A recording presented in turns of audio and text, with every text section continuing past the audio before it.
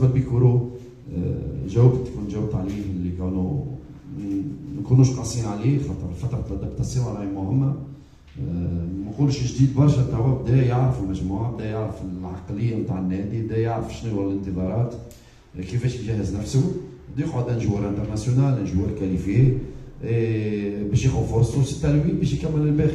يعني نجاحه نجم يكون متاكد منه، لكن حتى كان ما ينجحش زاد كيف يصير هذايا مش خاطر هو مش ملاعبي، خاطر الفتره نتاع الادابتاسيون يلزمها اكثر وقت، مي انا متاكد عنده لي كاليتي باش نجم يعاون النادي الفريق. حاب نرجع فما ان بوان على مستوى التصريحات، كما قلت التصريحات باش تكون في الصفحه الرسميه على مستوى الصفحه نتاعي ولا بعض اللقاءات. ما عدا هذا اي حاجه يتقال باسمي انا راني مش معني به.